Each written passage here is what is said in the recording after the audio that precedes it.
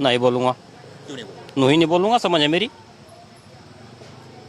क्या देशभक्ति किसी पर जबरदस्ती थोपी जा सकती है या फिर दिल से आनी चाहिए? कल सुप्रीम कोर्ट में एक ऐसी बहस हुई जिसने पूरे देश का ध्यान खींचा। मुद्दा था मिनिस्ट्री ऑफ होम अफेयर्स का वो नया सर्कुलर जिसमें स्कूल्स और ऑफिसेज में वंदे मातरम गाने का प्रोटोकॉल सेट किया गया है। जब एक सीनियर एडवोकेट ने कहा कि पेट्रियोटिज्म कैनॉट बी कंपेल्ड, यानी कि देशभक्ति मजबूर करके नहीं करवाई जा सकती, तो सीजेआई ने पूछा क्या ये नियम नेशनल एंथम पे भी अप्लाई होता है? चलिए मामला समझते हैं। 28 जनवरी 2026 को मिनिस्ट्री ऑफ होम अफेयर्स ने एक सर्कुलर निकाला। इसमें वंदे मातरम गाने का प्रोटोकॉल बताया गया, लेकिन इसके खिलाफ एक पिटीशन फाइल हुई। पिटिशनर का कहना था कि वंदे मातरम गाने से फ्रीडम ऑफ कंसाइंस, जमीर की आजादी आहत होती है जो सिर्फ एक ईश्वर को मानते हैं, क्योंकि इस गीत में देवी देवताओं की वंदना जैसी इमेजरी है। उन्होंने डर जताया कि अगर कोई नहीं गाएगा तो उन्हें देशद्रोही समझा जाएगा या फिर स्कूलों में सजा मिलेगी। क्या वाकई हमारा संविधान किसी को गाने के लिए मजबूर कर सकता है? कोर्ट में सीनियर एडवोकेट संजय सर ने एक बहुत बड़ा पॉइंट उठाया। उन्होंने कहा पेट्रियोटिज्म पर से कैन नॉट बी कंपेयर्ड। अगर हमारा संविधान कुछ है तो वो एक इंसान की कंसाइंस की रक्षा करने के लिए है। उन्होंने 1986 का मशहूर बिजोई इमैनुअल केस का हवाला दिया, जहाँ पर सुप्रीम कोर्ट ने कहा था कि अगर कोई सम्मान में खड़ा है पर गाता नहीं है तो उसे मजबूर नहीं किया जा सकता। लेकिन यहाँ पर एक ट्विस्ट आया। सीजेआई ने एक संगीन सवाल पूछा, क्या नेशनल एंथम के लिए भी यही स्टैंड है? सीनियर एडवोकेट संजय सर ने कानूनी फर्क बताया कि नेशनल एंथम को कानूनी प्रोटेक्शन मिली है, पर नेशनल सॉन्ग वंदे मातरम के लिए ऐसा कोई स्ट्रिक्ट कानून नहीं। एक एडवोकेट के नाते मैं आपको बता दूं, हमारे कानून में national song and national anthem में फर्क है। नेशनल एंथम जन गण मन अधिनायक जय,